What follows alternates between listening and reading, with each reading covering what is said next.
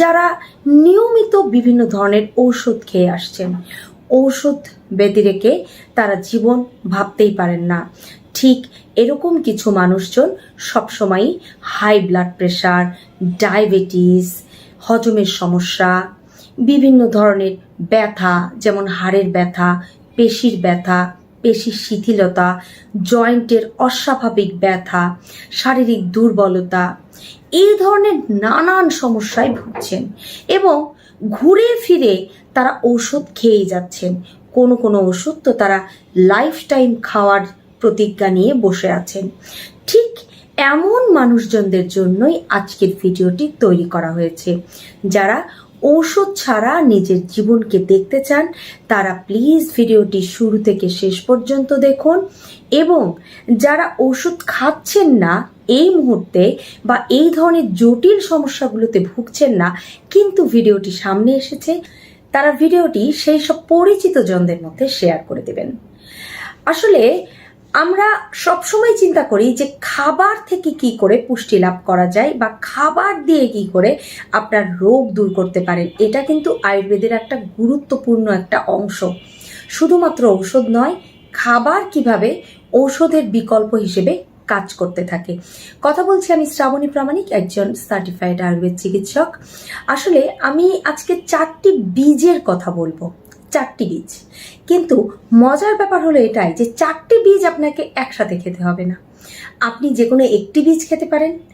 আপনার যদি chronic disease থাকে, যেমন ডায়াবেটিস, ব্লাড প্রেশার, এই ধরনের সমস্যা, বা আপনার শরীরে ফাইবারের ঘাটতির জন্য আপনার কনস্টিপেশন, বা আপনার যে কোনো কারণে হোক মেটাবলিজম কমে গেছে, আপনার শরীর অনেক বেশি মোটা হয়ে যাচ্ছে, আপনি স্থূল হয়ে যাচ্ছেন, এই সমস্ত কারণগুলো যদি ঘটে থাকে তাহলে এই 4টি বীজ, এমনকি অবশ্যই হাড়ের ব্যথা, জয়েন্টের ব্যথা, যা যা বলেছি, পেশির দুর্বলতা সহ শারীরিক দুর্বলতা, সব কিছুর জন্য আপনারা এর মধ্যে থেকে যে কোনো একটি বীজকে সিলেক্ট করে নিতে পারেন।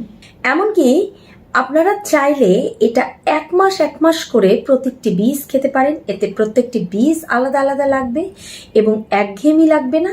আপনারা এক মাস করে 4 মাসে 4টি বীজ খাবেন। কিন্তু এই 4টি বীজ আপনাদের খাওয়ার জন্য ঠিক নির্দিষ্ট নিয়মটা মানতে হবে। কেননা আমরা অনেক সময় বাজার থেকে কিনে সঠিক নিয়ম না মেনেই খেয়ে ফেলি।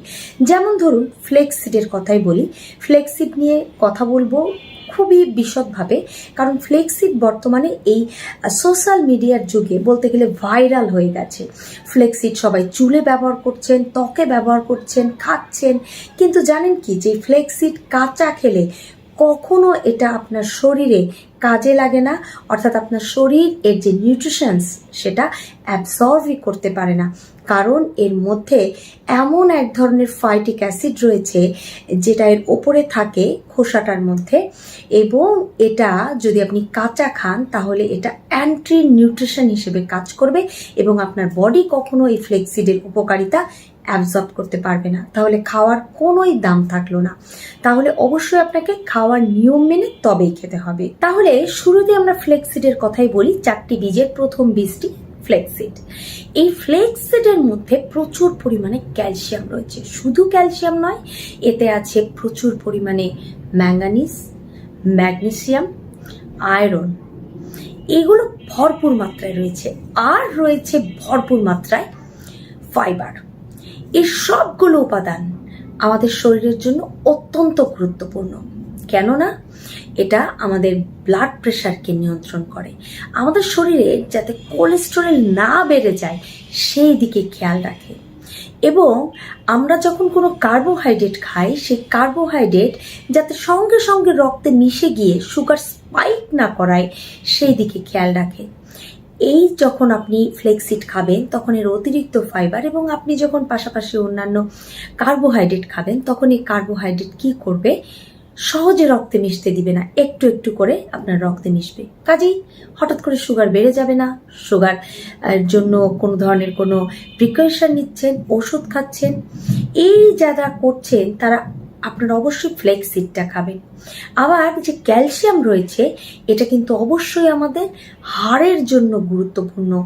ক্যালসিয়াম আমাদের হাড়ের ব্যথা, জয়েন্টের ব্যথা কমায়। এছাড়া এতে ওমেগা-3 ফ্যাটি অ্যাসিড রয়েছে ভরপুর মাত্রায়।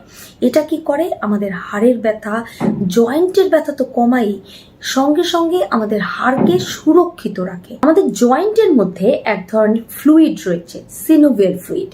এই ফ্লুইড কি করে, আমাদের জয়েন্টকে সুরক্ষিত রাখে, আমাদের জয়েন্টের যে মুভমেন্ট সেটাকে ফ্লেক্সিবল করে। কাজে আমাদের হাঁটতে চলতে অসুবিধা হয় না এবং জয়েন্টের মুভমেন্টে কোনো ধরনের প্রবলেম হয় না। এই সিনোভিয়াল ফ্লুইডকে ঠিক মাত্রায় রাখে এই ধরনের omega-3 fatty acid, calcium, phosphorus সবকিছু। কাজেই আমরা ফ্লেক্স সিডটাকে অবশ্যই আমাদের খাদ্য তালিকায় রাখতে পারি। শুধু তাই নয়, এটা আমাদের ত্বকের জন্য ভীষণ উপকারী। এছাড়া এই তিসির মধ্যে বা ফ্লেক্স সিডের মধ্যে প্রচুর পরিমাণে প্রোটিন রয়েছে। যারা মাংস বা মাছ থেকে প্রোটিন কম নিচ্ছেন তারা কিন্তু এই ধরনের সিড খেতে পারেন, এতে ভরপুর মাত্রায় প্রোটিন রয়েছে। এছাড়া রয়েছে প্রচুর পরিমাণে ভিটামিনস, যেমন ভিটামিন বি রয়েছে, কপার রয়েছে, আয়রন রয়েছে, জিঙ্ক রয়েছে, পটাশিয়াম রয়েছে। এগুলো ছাড়াও আপনি পাচ্ছেন প্রচুর মাত্রায় অ্যান্টিঅক্সিডেন্ট। লিগন্যান্স নামক একটি উপাদান যা অ্যান্টিঅক্সিডেন্ট হিসেবে কাজ করে এই তিসি বীজের মধ্যে, যা ভরপুর মাত্রায় রয়েছে। এটা বিশেষভাবে আমাদের সেলকে অক্সিডেটিভ ড্যামেজ থেকে বাঁচায়, যা প্রকারান্তরে আমাদেরকে ক্যান্সার থেকে রক্ষা করে। কাজে বুঝতেই পারছেন, আমরা আমাদের সুস্থতার জন্য নিয়মিত এই তিসি বীজ খেতে পারি। তবে খাওয়ার নিয়ম নিয়ে যেটা বলছিলাম, যেটা কখনোই কাঁচা খাওয়া যাবে না। তাহলে আমরা এটা কিভাবে খাবো? যদি আমরা তিসি বীজ খেতে চাই তাহলে প্রথমে তিসি বীজকে শুকনো অবস্থায় এটাকে হালকা করে ভেজে নিতে হবে, একদম লো ফ্লেমে হালকা ভেজে তারপরে আপনি এটা খাওয়া শুরু করবেন। আপনি এটাকে গুঁড়ো করে রাখতে পারেন বা এটা আপনি আস্ত বীজ হিসেবেও খেতে পারেন। আমি যেহেতু 4টি বীজের কথা বলবো এবং এই 4টি বীজ একটি উপাদান দিয়েই খেতে হবে, এর যে কোনো একটি বীজ আপনি নিন, কিন্তু আপনাকে খেতে হবে একটি উপাদান দিয়ে।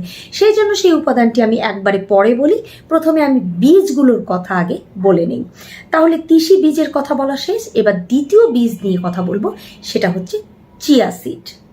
চিয়া সিডের মধ্যে কি রয়েছে, কেন আমরা চিয়া সিডকে এত ইম্পর্টেন্স দিচ্ছি? এই চিয়া সিড যারা খাবেন তাদের কখনোই ডায়াবেটিস হওয়ার কোনো সম্ভাবনা থাকবে না। কারণ কি? কারণ হলো ভরপুর মাত্রায় রয়েছে এতে ফাইবার। বুঝতেই পারছেন যে সিমিলার গুণগুলোই কিন্তু রয়েছে, যেমনটা ছিল ফ্লেক্স সিডের মধ্যে। এই চিয়া বীজ কিন্তু আবার শরীরকে ঠান্ডা করে। যাদের শরীরে ইনফ্লামেশন আছে তাদের শরীরের ইনফ্লামেশন কমিয়ে দেয়। যাদের পেপটিক আলসার বা গ্যাস্ট্রিক আলসার রয়েছে, যাদের হাত পা জ্বলে, তারা এই চিয়া বীজ খেতে পারেন, কারণ এতে অ্যান্টি ইনফ্ল্যামেটরি উপাদান রয়েছে ভরপুর মাত্রায়। এছাড়া এতে ক্যালসিয়াম রয়েছে। প্রায় 1 টেবিল চামচ যদি আপনি চিয়া সিড নিতে পারেন তাতে ক্যালসিয়াম পাচ্ছেন প্রায় 90 মিলিগ্রামের মতো। এতে ভরপুর মাত্রায় ক্যালসিয়ামের পাশাপাশি রয়েছে magnesium, manganese, vitamin B, copper, zinc, folic acid এবং প্রোটিন। এই সবগুলো উপাদান আমাদের হাড়ের ব্যথা, জয়েন্টের ব্যথা কমায়, আমাদের ডায়াবেটিস তো কন্ট্রোল করে, একই সঙ্গে উচ্চ রক্তচাপকে নিয়ন্ত্রণ করে। এই উপাদানগুলোর একটা গুরুত্বপূর্ণ কাজ হলো এগুলো আমাদের শরীরে কখনো কোলেস্টেরলকে জমতে দেয় না। আমাদের যে ব্লাডের ভেসেলসগুলো রয়েছে, এই ব্লাডের ভেসেলসের মধ্যে দিয়ে যে অক্সিজেন সহ যে আমাদের ব্লাড, এগুলোর সঞ্চালন প্রক্রিয়া ঠিক থাকে। অর্থাৎ আপনার ব্লাডের সার্কুলেশন যখন ঠিক থাকবে তখন কিন্তু আপনার ব্লাডের ভেসেলসের মধ্যে কোনো ধরনের কোলেস্টেরল জমে না। আর যেহেতু এতে ভরপুর মাত্রায় রয়েছে ফাইবার, তাই শরীরে কখনো কোলেস্টেরল জমার সম্ভাবনাই থাকে না। তাহলে বুঝতেই পারছেন যে আমরা এই চিয়া বীজকে কিন্তু একটি গুরুত্বপূর্ণ বীজ হিসেবে রাখছি। এছাড়া যাদের কনস্টিপেশন আছে, একদমই পেট পরিষ্কার হয় না, তারা এই যদি চিয়া বীজ বা চিয়া সিডটা খান তাহলে খুব ভালো উপকার হবে। কারণ একেতে এটা হচ্ছে প্রচুর ফাইবার সমৃদ্ধ এবং এটার মধ্যে এক ধরনের পিচ্ছিল উপাদান রয়েছে। যখন আপনার এটা ইন্টেস্টাইনের মধ্যে যাবে তখন এটা মলকে ভারী করবে এবং এটা সহজে যাতে নির্গত হয় সেই দিকে খেয়াল রাখে। কাজেই যাদের কনস্টিপেশন আছে তারা নির্দ্বিধায় চিয়া বীজ খাওয়া শুরু করতে পারেন। চিয়া বীজ খাওয়ার নিয়ম অত্যন্ত সহজ। আপনি এটা শুধুমাত্র মিশিয়ে, যে উপাদানের সঙ্গে বলবো সেটা মিশিয়ে নিলেই চলবে। তৃতীয় যে বীজ বলবো এটা অত্যন্ত পরিচিত, এটা হচ্ছে সিসেম সিড বা তিল বীজ। এর মধ্যে ফাইটোস্টেরল এবং লিগানান্স নামক বিশেষ বায়োঅ্যাক্টিভ কম্পাউন্ড রয়েছে, যা অবশ্যই আমাদের শরীরে অ্যান্টিঅক্সিডেন্ট হিসেবে কাজ করে। এবং এই ফাইটোস্টেরলের যে স্ট্রাকচার, এটা কিন্তু দেখতে কোলেস্টেরলের মতো। এটা কি করে, আমাদের শরীরে কোনোভাবেই কোলেস্টেরলকে জমতে দেয় না, এটা কোলেস্টেরলের বিরুদ্ধে কাজ করে। যখন এই ফাইটোস্টেরল এবং লিগন্যান্স আমাদের ইন্টেস্টাইনের মধ্যে যায় তখন এটা কি করে, আমাদের যে সমস্ত খাবার আমরা কোলেস্টেরল বাড়তে পারে এমন খাবারগুলো যখন খাই, তখন এই খাবারের যে কোলেস্টেরলের অ্যাবজর্বেশন হবে সেটা হতে দেয় না। অর্থাৎ আপনি কোলেস্টেরল সমৃদ্ধ কোনো খাবার খেয়ে ফেললেও এই তিল বীজের মধ্যে থাকা বিশেষ বায়োঅ্যাক্টিভ দুটো কম্পাউন্ড এই কোলেস্টেরলকে কখনো অ্যাবজর্ব হতে দিবে না এবং ধীরে ধীরে কোলেস্টেরলের মাত্রা শরীর থেকে কমিয়ে দেবে। এছাড়া তিলের মধ্যে রয়েছে বিশেষ হেলদি ফ্যাট। এই হেলদি ফ্যাট কি করে, আমাদের শরীরে ভালো যে কোলেস্টেরল এইচডিএল, সেই এইচডিএলকে বাড়িয়ে দেয়। তিলের মধ্যে রয়েছে প্রচুর পরিমাণে omega 3 fatty acid, polyunsaturated fatty acid এবং মনো আনস্যাচুরেটেড ফ্যাটি অ্যাসিড। এই সবগুলোই আমাদের হার্টের জন্য বিশেষভাবে উপকারী। এছাড়া তিলের মধ্যে প্রচুর পরিমাণে রয়েছে ফাইবার, রয়েছে ভরপুর মাত্রায় ক্যালসিয়াম, আরও রয়েছে phosphorus, magnesium, zinc, protein, iron. এই সবগুলো যতটা থাকলে একজন মানুষ সুস্থ থাকতে পারে, তার সবগুলোই তিলের মধ্যে আপনারা পাচ্ছেন। যারা তিল খাবেন তাদের কখনো দাঁতের ব্যথা, চুল ঝরে যাওয়া, নখের সমস্যা, হাড়ের ব্যথা, কনস্টিপেশন, রক্ত স্বল্পতা। তিলের মধ্যে রয়েছে ভরপুর মাত্রায় ম্যাগনেসিয়াম, যা আমাদের রক্তচাপকে নিয়ন্ত্রণে রাখে। এছাড়া সেসামিন এবং সেসামোলিন নামক 2 ধরনের অ্যান্টিঅক্সিডেন্ট রয়েছে, যা আমাদের হার্টের ফাংশনকে বেটার রাখে। এর কারণে আমাদের হার্ট ঠিক মতো ফাংশন করতে পারে, হার্টবিট ঠিক থাকে এবং সব মিলেমিশে আমাদের হার্টের জন্য এই তিল কিন্তু ভীষণ উপকারী।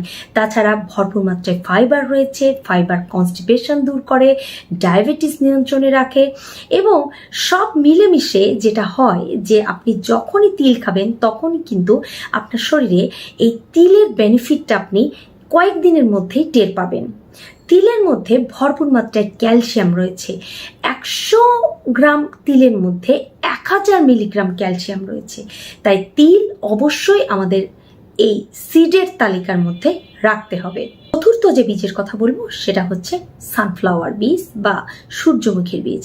এই সূর্যমুখীর বীজও অন্য 3টি বীজের মতোই আমাদের শরীরকে সবসময় সুস্থ রাখে, দুর্বলতা দূর করে, ঘুম ভালো করে, বিশেষ করে কোষ্ঠকাঠিন্য দূর করে, হাড়ের ব্যথা, জয়েন্টের ব্যথা দূর করে, পেশির দুর্বলতা দূর করে, ব্লাড প্রেশারকে নিয়ন্ত্রণে রাখে এবং ডায়াবেটিসকে সবসময় নিয়ন্ত্রণে রাখে।